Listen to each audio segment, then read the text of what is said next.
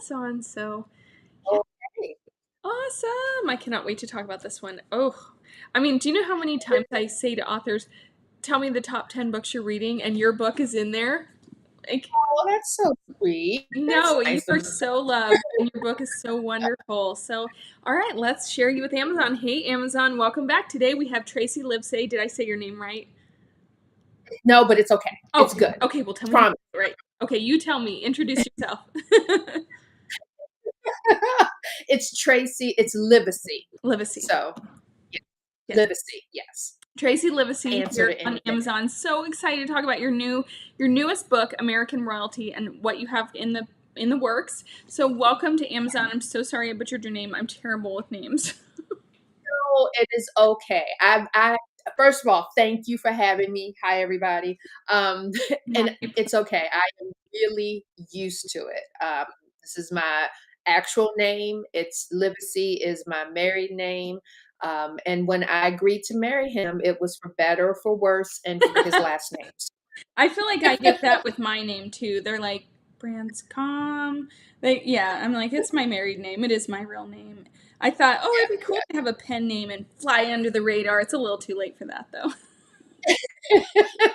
That ship I when I sailed. was in, I know when I was in law school, I worked at Blockbuster Video, and I went to school in Charlottesville, which is where John Grisham lives. And Oh, so he would come into the blocks. excuse What me. did I say? What? Into the Blockbuster. He would come into the Blockbuster, and I would check him out. And after the first time, you go, oh, and then after that, it's just sort of, how you doing, whatever. But I just love that. Like he was this author. I knew who he was. He was very nice and friendly, and I just thought like if I ever get a chance to do this, I want to like go into Blockbuster and have people like, oh my God, it's Tracey Livesay. You just be like, hi, how are you doing? So I never wanted to take a pseudonym. Obviously, I talked to my husband before I tried to get published to see if he had an issue with it, and he did not. So yeah, like you said, it's past. Like All right. there is no So pseudonym. now we Yeah. have some tea here. What was John Grisham renting? Was he I renting think chick flicks? oh, that'd be so funny. I No, know. it actually being like a kid movie, and I think maybe it might have been for kids or something like that. Like it wasn't, And of course, I I, I want to say I had enough like fortitude, obviously, to not be like, you don't want to rent, like of the fur. I'm sure I did. I'm sure I did not do Oh, that, but you're a better no. woman than me. I have no chill, and I would be like, "Can you just sign this? Like, just my wallet." I'm like so awkward in person. I'm such an introvert that I would be like, I don't even know what I would say. I always apologize in advance when I meet people because I'm just so awkward. And so you handle that like a champ. That's probably the lawyer in you. Is you're like, John, I'm a lawyer too. So if you ever wanted to, write a book about female powerhouse lawyer, I'm your girl. Yeah, yeah. Uh, it made an impression on me, and so I was like, I want to use my name too. I Yeah, want to have my name. So. that's amazing. So how do we go from lawyer to writer? Because I have found there are so many people that have gone from lawyer to writer, and I think it's because you guys are number one, super creative, and just Mm. your your brains are like so powerfully dynamic that you can craft all these. I just love it. So tell me how that was for you. Well, for me, I have always been a reader. My earliest memories are of reading and books and having my father read to me. And I've always been a writer in some fashion, just not professionally. And um, it it never seemed like it was an actual career that I could do. Like when people ask, "What are you going to do when you grow up?" Being a writer was not an answer that I felt that I could give. So I did go to law school, and I did practice for several years. I was married. We had children, and two of my children had medical and developmental issues, and it required It required a lot more, hands-on time than I think I had anticipated, and I also sort of took it upon myself to be like, "This is what I need to do at the moment," and I never thought I would be that, to be honest. I was the baby of the family. I was not a very kid-friendly person. There was times I didn't even know if I wanted to have children, but having children definitely changed me, and so when the time came, for us to talk about how we were going to handle the situations that were, sort of that we were sorta in, um, I did not think twice about making the decision to stay home with them, and so that's how I got out of the legal game for a while, and I ended up having, 3 children total, and when my youngest, started full day kindergarten, by that point, I had been home probably about 8 or 9 years straight, and I was going bonkers, like, I was just like, I need to talk to people who actually stimulate some stuff up Yeah. here, it was great, but I needed to get back to, I think, who I was before I had kids, and so, again, my husband and I talked, and I said, "I'm happy to go back to work as an attorney." I love my job, but during that sort of intervening years, I had gotten back to reading romance, and I was loving it, as much as I ever did, and there was more sort of resources around where you could see, "Oh, this is an actual job that people can do. This is a path to that if you decide you want to do it." And so I said, "I would also like to try my hand at writing." And he was very supportive, and he said, "Go for it," and I, never looked back. I love that. That's a great story. And what a powerhouse example you've set for your children that they can do whatever they want to do and still be a parent, even, and still be a good partner and just follow their dreams. I love these stories where, you know, maybe it looks like it's going one way in your life path, and then don't be afraid to go another. Yeah, I think that's really important 'cause I think I grew up believing that you pick a thing and that was going to be the thing that you did for the rest of your life, regardless of whether it made you happy or fulfilled. And like I said, I love being an attorney, and I can see sort of the sliding doors version of my life if I had sort of gone back to that and had never become an author. I would have been happy and fulfilled, no question about it. But the the opportunity and the privilege to be able to, in the middle of your life, say, "There's this thing I really wanted to try to do." This and to have an opportunity to actually try it, I think is amazing and an opportunity that I could not, pass up. And then to just have, like I said, a spouse or partner who was so supportive and understood and able to say, because he didn't, he married a person he thought was going to be an attorney who was going to be bringing in attorney income, and suddenly, we had to sacrifice for a very long time. Um, but he's understood meant me to ask, even say, like, this is something I want to do. He lived in a house littered with romance novels. He knows. So, he knows. So I'm very sort of fortunate that I've been able to do this. I love it. What are you currently working on? I am actually working on the sequel to American Royalty. So yeah, I'm edits, Oh, turning them it's so in. fun, right? Oh man, Uh, there's not you know, handles in the world that actually, can bring enough joy to get through edits. getting through them is rough, but I actually prefer that the drafting scares me senseless every time, because even, I guess this would be 9 books in, I Wow. always feel like I'm not gonna be able to do it again. And so the drafting process is terror It takes me so long to even start writing because I'm afraid that once I start writing, I will prove correct. I can't do it again. But I do once I get into it, obviously. Revisions, yes, they always come at the worst time Yeah. when you have so many other things to do, Yeah. but at least there's something on the screen. So I know I can revise this. I don't have to, I can do that part. But the drafting, the thing, just putting the words on the page, it just every time I'm like, I can't do this. I don't know how that book happened. I don't know what happened. It's not happening again. I'm sorry. I'm done. And then of course, Oh no, eventually. you have so many good books in you. I know it. So if you guys are new to Tracey Livesay and you haven't read any of her books, this is a great jumping off point. So if you love royalty books, if you love following the royal family and just all the royal drama, and you like that whole vibe, this is going to be just so great for you. So many people have just.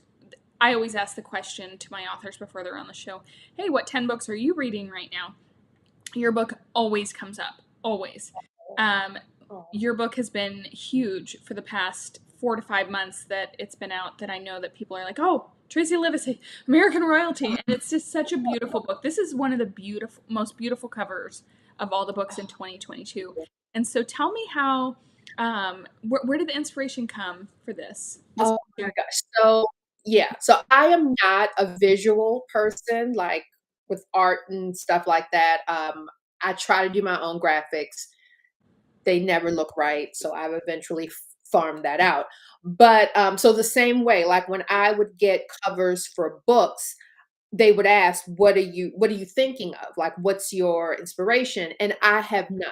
I never have none. I can tell you what the characters look like in my head because I cast my books before I write, but I can't tell you cover. And so generally it's like me giving them that response. They give me like options, and I can then look at the options, I guess like revisions, and go, oh, I like this one, change this color, do this, this is great, whatever. So that's generally what happens. But with everything about American Loyalty has been new and different from the beginning. And when it came time for the cover, it was going to be my first illustrated cover. And I had been seeing them, in the market for Oh, a very long time. And I just sort of knew I wanted something to stand out. And because of what the story was about, it came to me this idea of it looking a little bit like a magazine cover. And so I started looking at covers that had couples on them to get like the poses and things like that. mhm. And I sent them almost like a PowerPoint presentation with different magazine covers and poses, and saying, this is what I want. And they managed to get the amazing Eric Davila to do the art for the cover. And when I saw the first the sketches, not even it colored in, I I was blown away. I mean, it was so perfect. The Yeah. way he drew Duchess is how I now see her. Like that is who Duchess is. It was amazing. And then, of course, once we agreed on the position and tweaked a few things, he colored it in, and it's amazing. Like I love this cover so much. And I have to say, I was worried about the cover for the second book, and the cover for the second book, yeah, Oh, you've seen it? I've seen sketches, and just like the first time, I was blown away. So I'm When so is excited. your pub date for this? It's supposed to be in June. Okay. June. So So it's I going to never be a good believe month it to read in until I see June. it on Amazon, but June. Yeah. Well, speaking of, if you guys are not following Tracey here on Amazon, be sure to click that hyperlink by her book, her name, and follow her, because you won't miss out on any of her books. I know I get really sad when I really like an author. I'm like, that was really good. What else does she have? And then I, don't follow, and then I don't get a little reminder when your book comes out. And then I miss out and I look back, I'm like, wow, she has like 3 more books now. So just hit that follow button so you stay in the loop with Tracey. And no, Amazon will let you know when she has something new coming out. So that's so exciting. Okay, so Duchess's story. Okay, I love I'm all about, okay, you know, we used to do the whole alpha male trope thing. That was like, I mean, maybe that's still a thing, but bring me the alpha heroines. Yes. Bring me the women who are like strong. Um, that's what the tropes that I love right now are the strong women, females. So tell me a little bit about Duchess and where you channeled from her, because she is one of the most top-notch heroines that I've read lately in a while. And I always compare, you know, I always like think about, you know, when you think about a book later on after you've read it, like months after you've read it, and Yes. that person will come back to you, or I'll see, you know, like a musician or something, and then I'll think back to Duchess. So tell me a little bit about how she came to life for you. Duchess. Once I sort of got the approval for this idea of doing a Prince versus a rapper, um, it took me a while to sort of figure out who Duchess was going to be outside of being a rapper. Um, I think there I was a little nervous about writing a rapper, because I think I had to deal with my own sort of misconceptions about what that role entailed. And so I think I tried to steer away from it a little bit by making her maybe like a Queen Latifah, sort of Lauryn Hill, intellectual um, sort of rapper. But once I knew that that's what I was doing, I got mad at myself for doing that, because I think the whole point of what I do and the type of characters I write is for people to get a, a a viewpoint of different types of characters, of different types of people. And so once I realized I was buying into that sort of misconception, Mm-hmm. um, it made me sort of say, nope, not going to do that. Who are you listening to? I'm listening to Cardi B. I'm listening to Megan Thee Stallion. I'm listening to Doja Cat. That's who I'm listening to. And so if that's who I'm listening to, that's who my heroine is going to be. But I also knew that picking a character who embraced and used her sexuality to advance her career didn't mean that there couldn't be other parts to her. And it seems so simple, but once I sort of embraced that, it was like, of course, duh. It became pretty, then it just became the sort of the usual sort of work that I do. It was important for me that Duchess was going to be the person that popped on the page, right?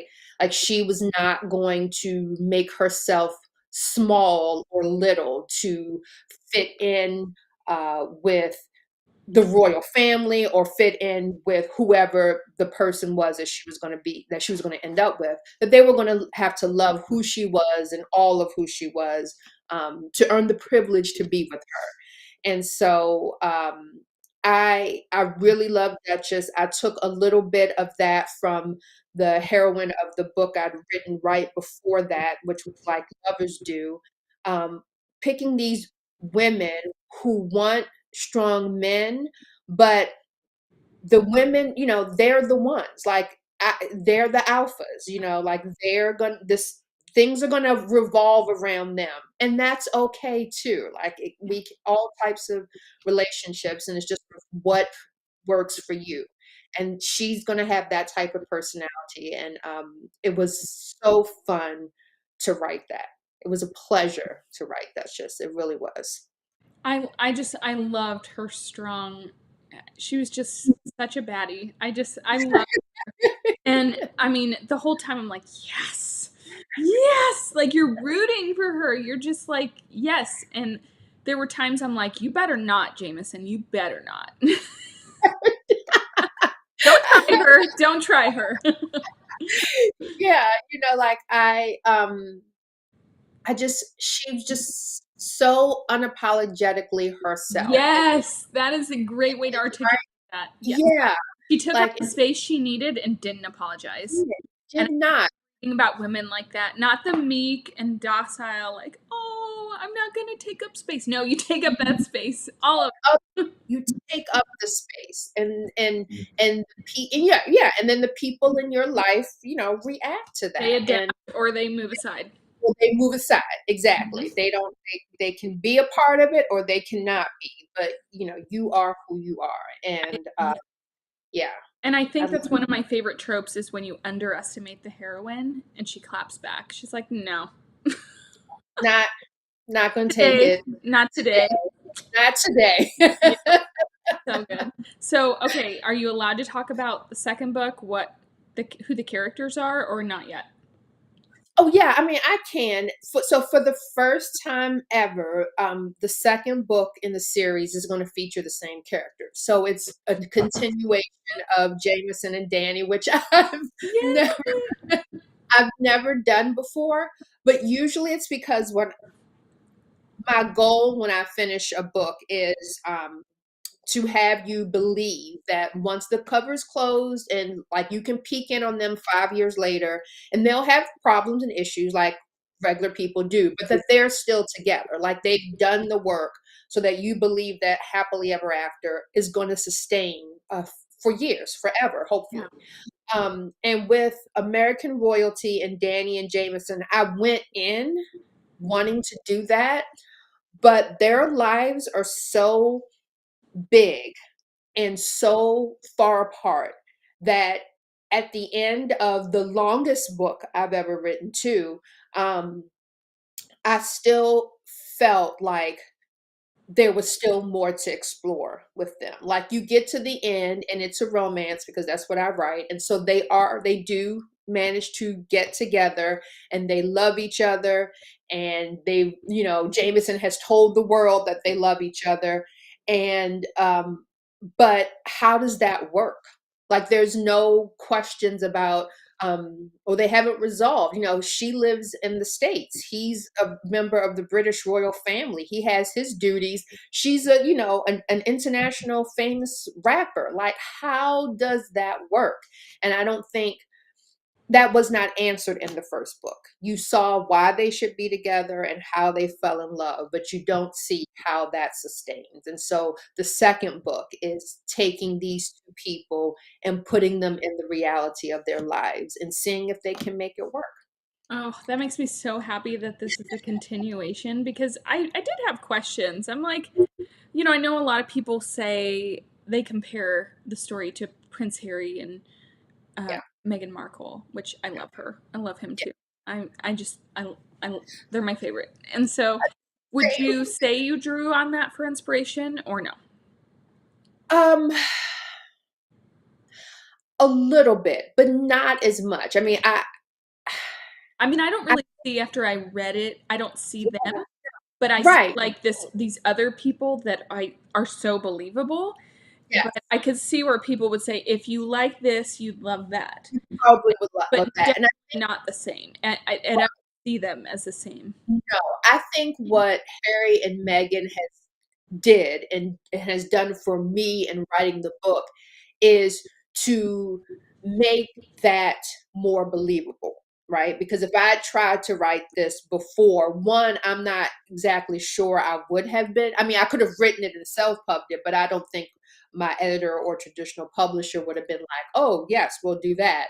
Um, Yeah. because sometimes people have to see it to believe that it's a possibility. And so I think what their relationship has done has made this, like I said, more believable and made it like, okay, yes, we can see this. And obviously, sort of after the Oprah interview and everything we've seen after that, Yeah. whatever sort of conflict or things come up in my book, no one can say, "Oh, that would never happen," because it's not as bad as Yeah. what has happened in real life, and so, that's the inspiration that I take from it and, that I think shows that you might see through the book, but it's not sort of like a retelling of their story. Yeah. I just want to point something out to my mother, who's probably watching this. She told me 20 something years ago that they would never marry an American. Because I was like, Mm, oh, they're so cute, because I'm the same age as Prince William. And that was mhm. back when he was cute. And I Yeah, was like, oh, wouldn't that be so great? I could be a prince. And my mom's like, "Ugh, they will never marry an American." And she said it like we're so like below. right, And I was right. Ugh, like, yes. why? That would be so romantic. And she's like, they would never allow that. And so now here we are. He married. It I mean, he married an American. He's paying the price for it, unfortunately, which is sad. But I also think But maybe maybe he won. Like getting yeah, I think so. I do. I really do think so. I also remember the first time we really saw William. It was, after Diana's death, not that whole thing, but when he went to college, when he went to whatever the school is in Scotland that he went to. But that and being like, everyone was like, oh my gosh. Oh, and the William and Kate story I remember following because even though she wasn't American, she was a commoner, right? She yeah. was. So that felt like the way that maybe Americans sort of latched onto that fairy tale story because, again, she wasn't American, but she was a commoner. So, And then there's Harry. Let me mess this up. and, like hold my beer, like I got this. Right? Hold my beer. Let me just go find an American actress. Yes, and biracial. Oh, but Oh, is she um, not the most beautiful person ever? And I just love her. I think she has the most amazing personality, and she they have does. the most amazing romance fairy tale, and I love their story. I think it's terrible the things that happened. And you know what? I couldn't believe they put them on blast, but I was here for it. I'm like, spill Yes. this tea. Because I mean, we all know, and I think sort of what we're going to see in the next, you know, 2 to 5 years maybe is a serious questioning of the place of the monarchy in Yeah. modern society. What purpose do they serve that's besides being ceremonial? And if they're ceremonial, um, do we, not we, but do taxpayers want to fund Yeah. that ceremony when they're having their own, the world is having these economic issues. So, I mean, I think Yeah.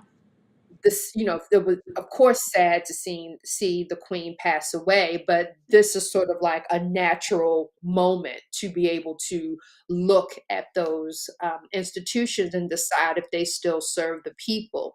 And Harry, getting out maybe when he did might be the best thing for them. Yeah. I hope, I feel from what we see that they're happy.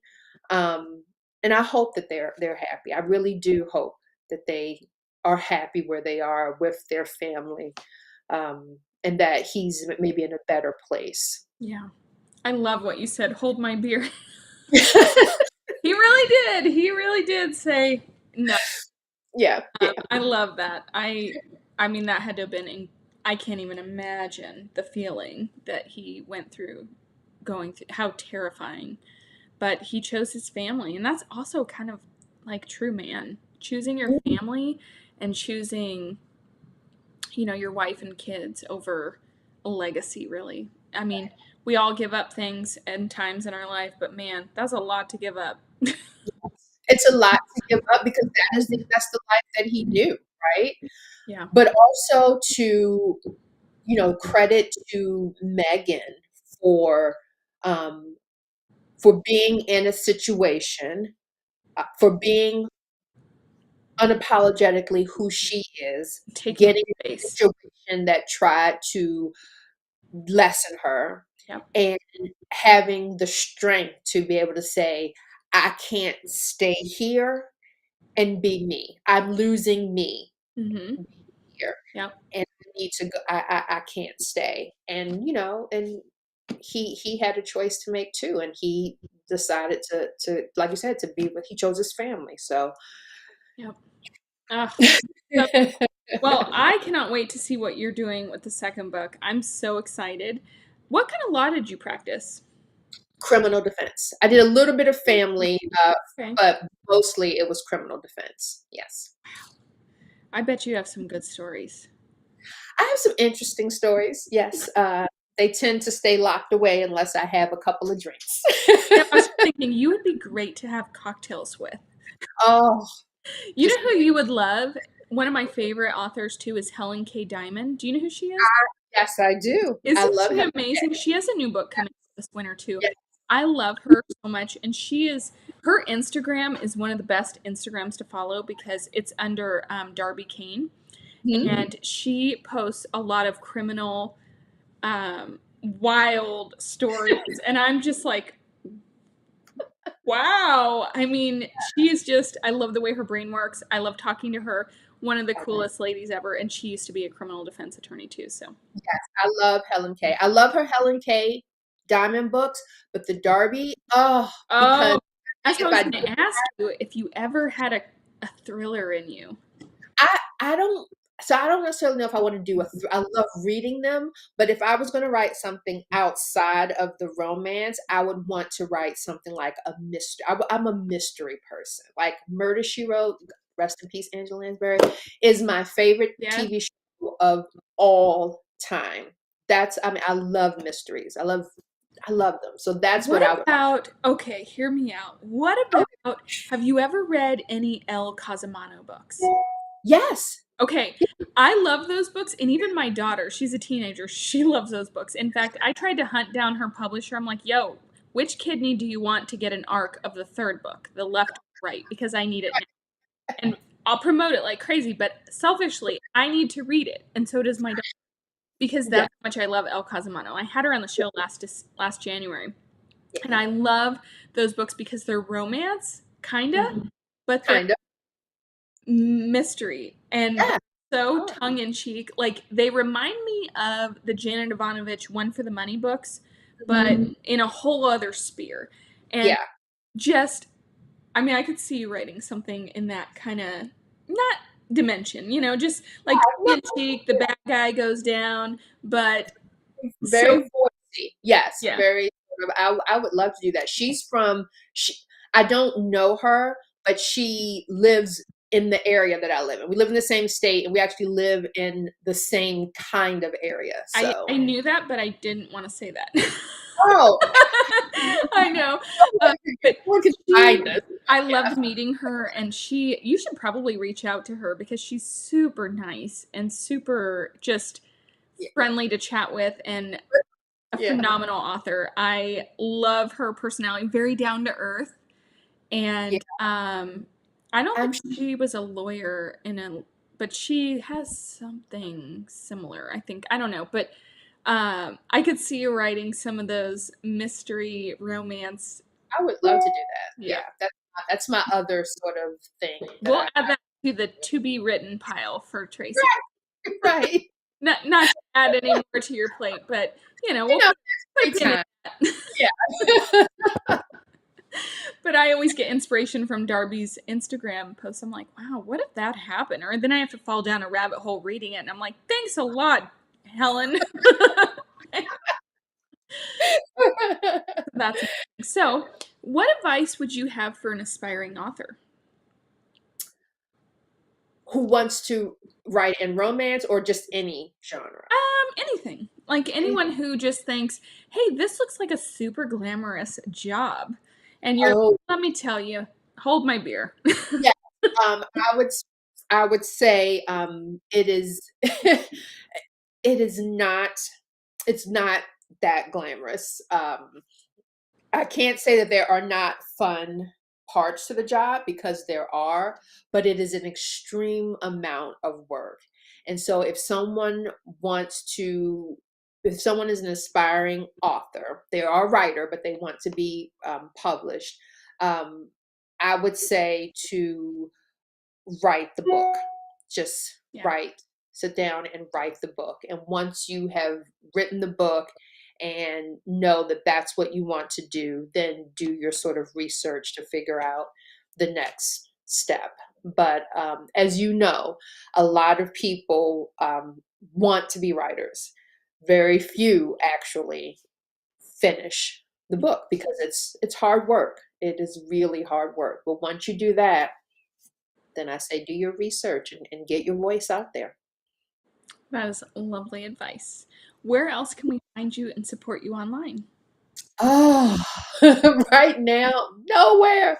I would probably say Instagram is the best. So I'm at Tracey.Livesay on Instagram. I do have a presence on Facebook. My author page is Tracey Livesay Author. I also have a reader group, which you can get to from my author page. And then I'm on Twitter at T Livesay.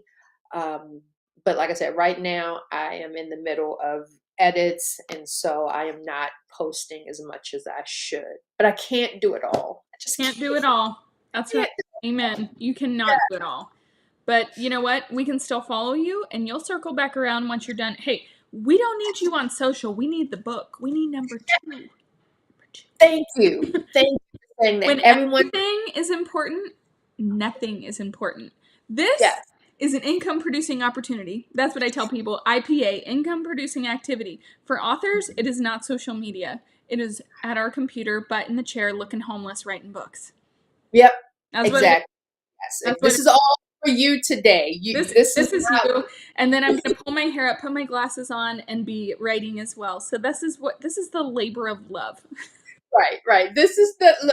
This is the glamorous part. This is yes, when the camera goes off, like you said, Yep, hair back and back to the grindstone. back to no, I'm so excited for book 2, you guys. You're gonna love this. Grab this today on whichever form you like to read. You can grab the paperback, you can grab the Kindle, or you can grab the audio, which your audio is fantastic for this BTW. You guys will love that as well. All of them are linked below. Grab it, and also leave Tracey some love here in her reviews on Amazon. I know I am terrible about leaving reviews, and I'm a bookfluencer. We just need that reminder sometimes of, hey, go leave me some love. Yeah. And I did a mistake of reading my reviews last night. I forgot there was reviews, and then I read some, and I was like, I am never doing that again. Not for us. This is another Those are tip. not for me. Right. I'm, Not for the author, they're for potential readers. yeah, Please. my teenager was watching me. She's like, no, stop doing that. She's like, no. So, yeah, it's yes, for our own mental health. For our reviewers, though, leave Tracey loads of stars and love because this book is phenomenal, and we need more books from you. So no pressure or anything, but put a pin in those mystery romance ideas. And whoever your agent is, buy her book, sell her book. Yes. Yes. We need a 6-book deal with a major pub house, and we need it now. Yes, please. And then we need them, go ahead and option them into movies because they're going to be great. Would love that too. Anyone, you know. Oh, Yes. would this not be the best Amazon Prime series? I think so, but you know. Well, I'm just going to throw that out into the universe. Take it. Take it, universe. Thank you. Take it. Bring me a Netflix. Step aside The Crown. Step aside. Amazon Prime is going to bring you American Royalty. Please do. Oh my gosh. Can you see who? Can you just envision? I can just see it. Oh my gosh, they would hate. They would be like, she cannot. No, I would be quiet. I'd be like, I'll just be in the corner. Just let me be in the corner and just. I'll be your squad over here. I'll be like, I need Aaron to come too. But we'll be over I'll here. be in the green room. I will be the hype squad, setting the vibe. Just keep me in mind. Thank you so much for joining me. This was so much fun. And you guys, you will love American Royalty. Grab it today. You're not going to be sorry. And she also has some amazing backlists. So head on over to Amazon, do a little shopping today, put them on your cart, and bring them home. Thank you, Aaron. Thank you so much. Awesome. Well, thank you. Stand by one moment. Amazon, thank you so much for watching. Be sure to tune in next week. We have 2 more authors coming next week, and we will see you guys on the next one. Bye, guys.